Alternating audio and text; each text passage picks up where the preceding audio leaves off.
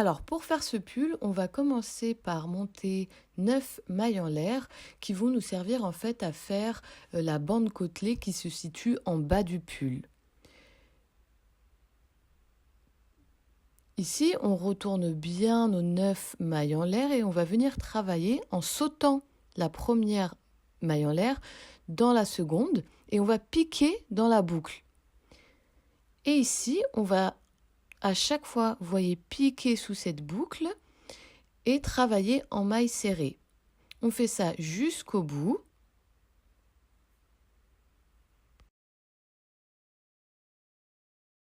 Une fois qu'on a terminé notre premier rang, on veille bien à recompter nos mailles serrées. Normalement, on en a 8. Et maintenant, on va pouvoir continuer à travailler. Et ici, tout se joue à partir de maintenant. Pour avoir justement cet effet côtelé, il faut piquer uniquement dans le brin arrière. Et toujours pareil, travailler en maille serrée, mais c'est très important en piquant uniquement dans le brin arrière. C'est vraiment ça qui va nous donner cet effet côtelé.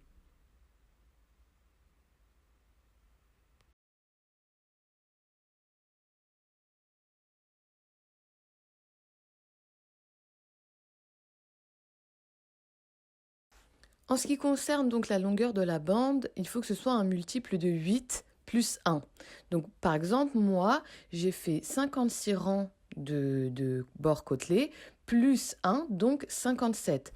Et il faut vraiment faire ça pour pouvoir faire le motif losange, qui est lui aussi un multiple de 8. Donc ici, comme vous le voyez, je commence à faire des mailles serrées en fait tout le long de ma bande, en piquant à chaque fois aux mêmes endroits pour avoir une belle frise bien droite. Et en tout, à la fin, je vais avoir également 57 mailles serrées, si tout est bien réalisé. Donc pour ma part, c'est 56 plus 1, donc 57. Et si vous le voulez plus large, vous faites 64 plus 1, donc 65, 72 plus 1, ou 80 plus 1, 88 plus 1, en fonction vraiment de votre taille, en fait, tout simplement. Maintenant qu'on est arrivé au bout de notre rang et qu'on a bien fait toutes nos mailles serrées, on va faire une maille en l'air en plus qui va nous permettre de tourner notre travail. Voilà, tout simplement. Et maintenant, on va rentrer dans le vif du sujet puisqu'on va faire notre première partie de losange. Donc ici, je fais une première maille serrée dans le premier espace et je pique sous la boucle, sous cette boucle-là. Je fais de nouveau une maille serrée et en fait, ce que je viens de faire là, ça va faire office de première bride. Ça fait plus joli et plus harmonieux. Donc dans le même espace, on fait 3 brides en plus. Donc au total, on va se retrouver avec 4 brides dans le même espace. Et ça forme, vous voyez, en fait, un demi-losange. Ici, on va sauter 1, 2, 3, 4. Et là, dans le quatrième, on va venir faire une maille serrée dans le quatrième espace. Donc on saute en fait à chaque fois 3 espaces. De nouveau, on saute 3 espaces. Et dans le quatrième, ici, on va faire 7 brides. Et ces 7 brides, vous le verrez, en fait, vont nous permettre de former un losange, la moitié d'un losange entier. Contrairement au premier motif qui permet de faire un demi-losange, en fait, quand on n'en fait que 4.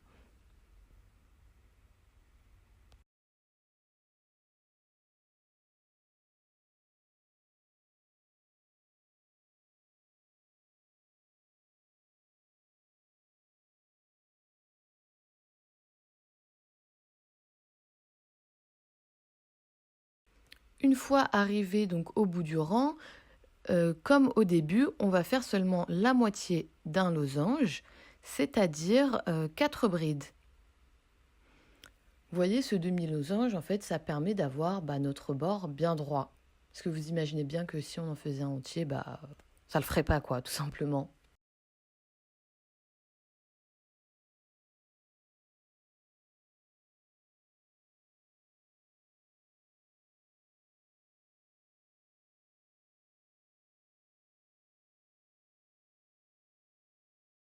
Avant de passer à la nouvelle couleur, je voulais juste vous montrer les espaces ici, là, où en fait on va devoir piquer. Le motif suivant en fait se compose de 7 brides rabattues ensemble et je voulais simplement vous montrer de près là où il va falloir piquer, donc dans ces 7 espaces-là situés entre ces deux points. Donc on peut passer à la couleur suivante, le rose pour ma part, et on va, comme tout à l'heure, commencer par une maille serrée dans le premier espace.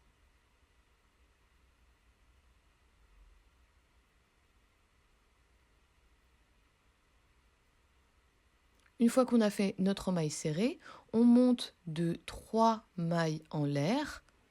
On essaye tant bien que mal de cacher nos fils.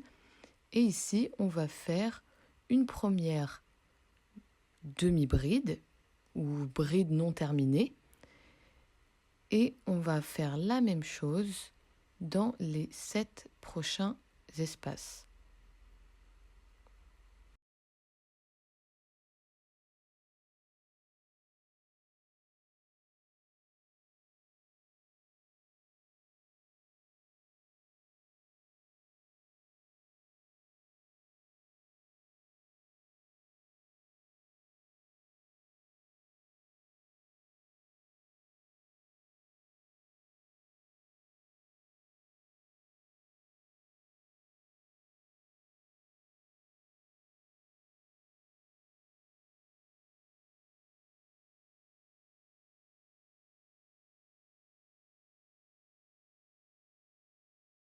Donc une fois qu'on est là et qu'on a nos 7 brides inachevées sur notre crochet, on va venir toutes les rabattre ensemble en passant le fil à travers toutes les boucles.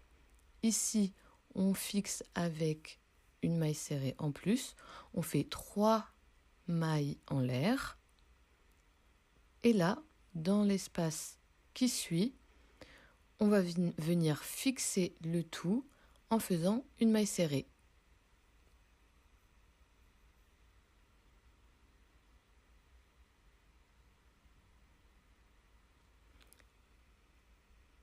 Et voilà, et maintenant, on va continuer exactement de la même façon tout au long de ce rang. Et en fait, les 2 rangs qu'on vient de faire, finalement, vont se répéter tout au long de la longueur désirée. Ici, je vous mets quand même les explications à l'écrit pour que ce soit plus simple pour vous à assimiler. Mais vous allez voir, c'est vraiment un motif qui est très simple à retenir et à reproduire et qui est très agréable. Donc une fois qu'on a terminé tout ça, donc pour le rang suivant, on va garder toujours la même couleur et on va travailler finalement en symétrie pour créer la seconde moitié du losange. Donc dans le premier espace, je fais une maille serrée et là, vous voyez, il y a un petit trou qui est formé par les 7 brides qu'on a rabattues ensemble. Et dans ce trou, on va faire 7 brides, comme au début finalement. On fait donc 7 brides. Donc maintenant qu'on a nos 7 brides, dans l'espace suivant ici, la maille serrée, on vient refaire par-dessus une maille serrée. Et tout simplement, on va continuer ainsi de suite jusqu'au bout du rang, tout bêtement.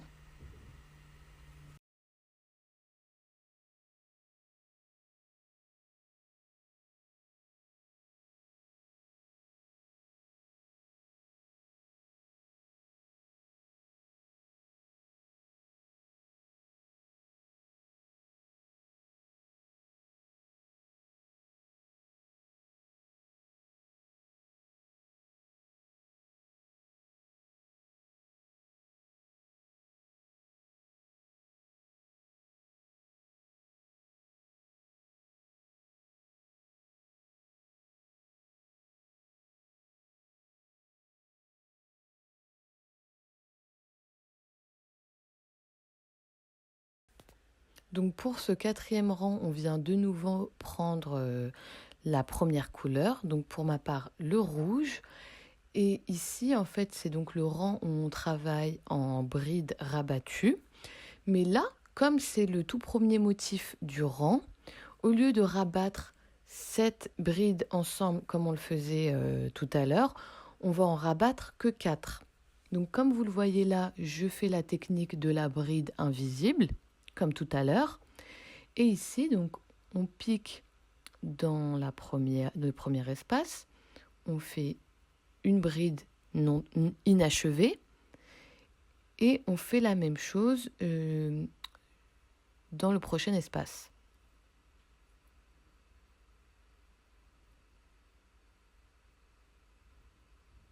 Une fois qu'on a nos 4 demi-brides, on rabat le tout ensemble, on fixe avec une maille en l'air supplémentaire, on fait 3 mailles en l'air et là, on vient fixer le tout ici.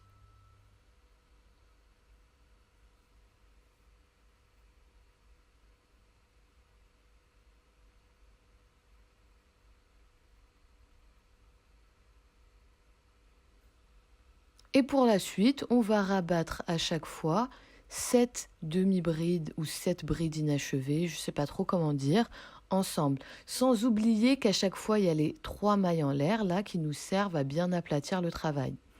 Bon, j'espère que les explications sont claires. Normalement, vous avez le son et l'image et tout devrait bien se passer. Voilà.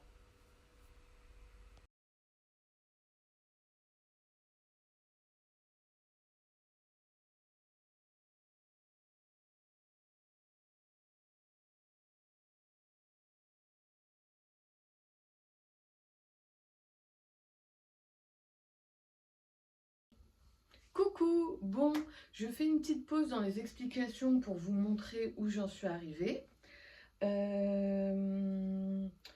Normalement, à ce moment de la vidéo, je ne vous ai pas encore montré comment faire les coutures, mais en fait, j'ai dû modifier quelque chose. En fait, si vous voulez, j'avais fait la couture du pull et ensuite j'ai les défait parce que j'ai eu un hic au niveau du col. En fait, c'était beaucoup trop serré, ça allait pas. Donc j'ai dû tout défaire et revenir en arrière pour rajouter ce petit bout. J'ai rajouté à chaque fois ce petit bout pour faire une emmanchure plus adaptée parce qu'en fait j'avais arrêté ici, je m'étais arrêtée là comme ça c'était tout droit et j'avais cousu, sauf qu'en fait c'était beaucoup trop serré, ça n'allait pas. Donc comme vous le voyez, au total ici j'ai fait 28 rangs et une fois arrivé là au 28e rang, qui est cette moitié basse rouge, j'ai rajouté 4 nouveaux rangs. J'ai rajouté celui-ci, 1, celui-ci, 2, 3 et la 4. Et à chaque fois, de chaque côté, j'ai rajouté 4 rangs pour faire ce col un peu plus harmonieux. Donc, au final, pour la suite des explications au niveau de la couture, etc., ça change pas grand chose, excepté que vous allez devoir faire un petit bout de couture ici, et puis en fait à part ça, ça change rien, hein. Vous verrez que pendant la phase de couture, je vous explique qu'il faut essayer de bien faire correspondre les motifs à ce niveau-là. Voilà, il faut que ce soit bien symétrique pour être à l'aise des deux côtés. Moi, c'est mon cas, donc voilà. On a déjà un bel aperçu de ce que ça donne. Vous voyez, moi, j'ai pas poursuivi la couture jusqu'au bout. J'ai laissé cette petite ouverture là, en fait, au niveau de la bande côtelée. Je trouvais que ça rendait sympa, j'aime bien. Donc voilà, j'ai fait ça. Et ici, voilà, j'ai rajouté un petit bout.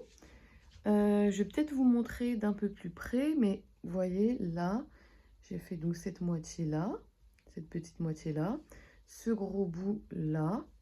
Ensuite, ici, j'ai juste fait la moitié. Parce que bon, l'idée, c'est que ce soit droit ici. Donc, j'ai juste fait la moitié du losange ici, là, vous voyez. Là, au lieu d'en faire 7 par-dessus, je n'ai fait que 4. Comme ça me permet de rester droit.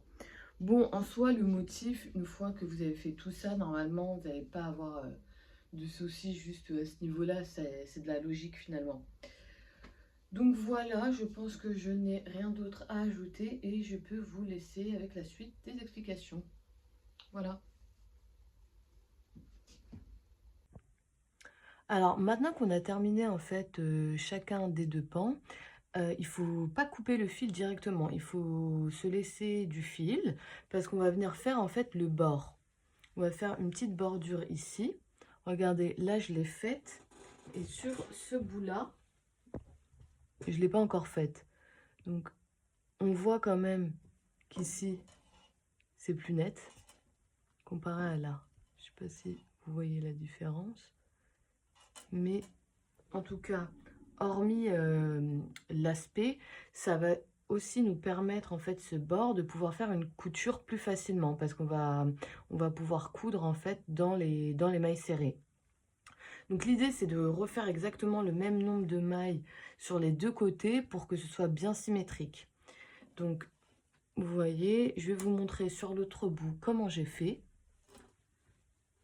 Donc ici, comme je vous le disais, j'ai pas coupé le fil pour pouvoir vous montrer, comme ça on va pouvoir le faire ensemble.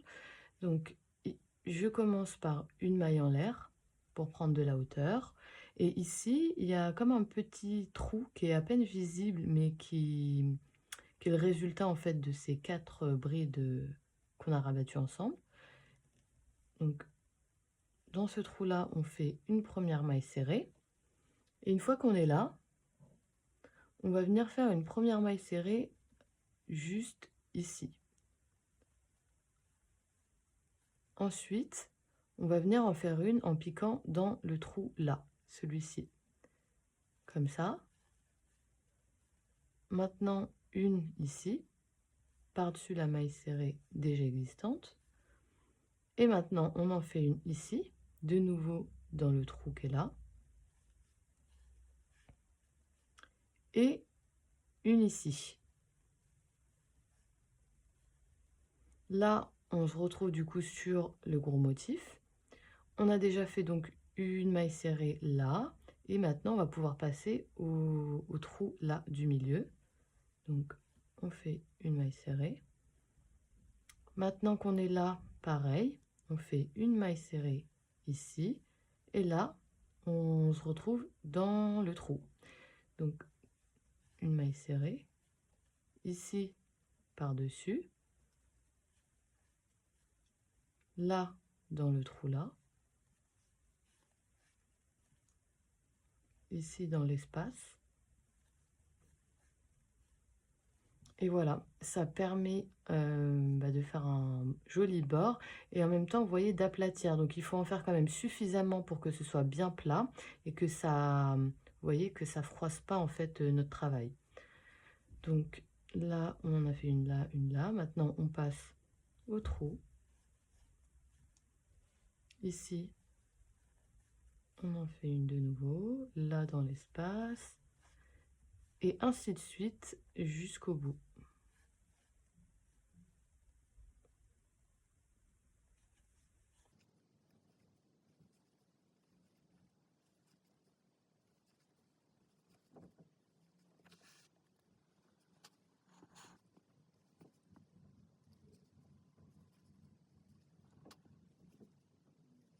Donc là, maintenant qu'on est arrivé au bout, il nous reste un dernier espace similaire au tout premier. Et dans celui-ci, on va venir faire 3 mailles serrées dans le même espace. Ça va nous permettre en fait de faire le tour, quoi, le tour du coin. Ici, je vais venir marquer la troisième pour me faire des repères, hein, tout simplement pour me créer des repères. Et on va pouvoir passer du coup à ce côté-là. Et c'est un schéma légèrement différent.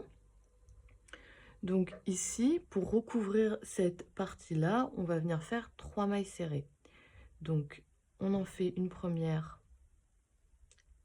ici, une deuxième, là, 2 et une troisième ici, 3. Pour ce petit espace ici, là, en rose, on va faire 2 mailles serrées. Donc le premier ici, une, et le deuxième là. Pour ce bout-là, on va venir faire 5 mailles serrées. Donc 1, 2, 3, 4, 5. Donc une première maille serrée ici, une deuxième ici, deux, troisième ici dans le trou, 3, la quatrième ici et la cinquième là. De nouveau, on se retrouve dans le petit passage en rose. Donc, une, deux, et ainsi de suite. Toujours à peu près dans les mêmes espaces. Et surtout, toujours le même nombre de mailles serrées. C'est très important pour la couture par la suite. Ça va nous faciliter la tâche si ce passage-là de bordure est bien réalisé.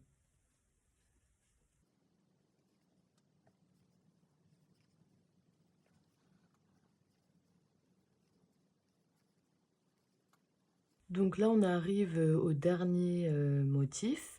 Donc comme tout au début, on va faire seulement 3 mailles serrées pour le recouvrir. Donc une, deux, et dans le trou, la troisième. Ici, on arrive du coup sur le bord côtelé qu'on a fait tout au début. Et il me semble que donc on en avait fait 8. 1, 2, 3, 4, 5, 6, 7, 8. Et là, en fait, on va faire des mailles coulées. Des mailles coulées, c'est-à-dire que, en fait, donc là, on va venir piquer comme quand on faisait le bord côtelé uniquement ici, là, dans la boucle arrière. On fait comme ça et comme ça, une maille coulée. Donc on en fait 8 pour atteindre le bas.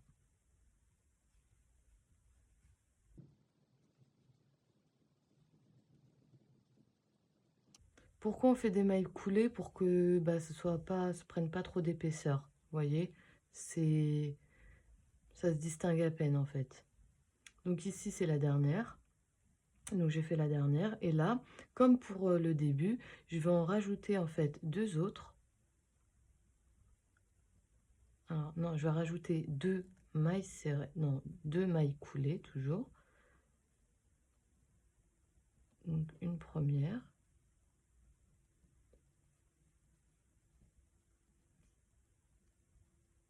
Une deuxième, comme ça en tout ça fait 3.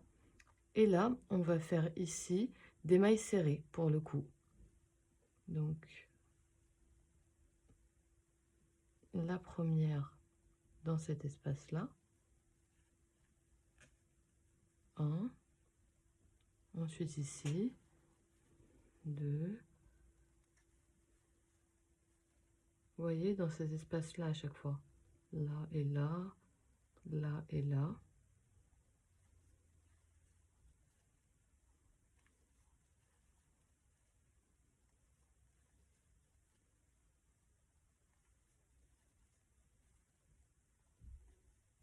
Et pareil sur le bord côtelé, ça va nous permettre en fait d'avoir une belle finition. Donc là on fait tout le bord et on reproduit exactement la même chose de l'autre côté, parce qu'on va avoir à refaire ce côté là quoi.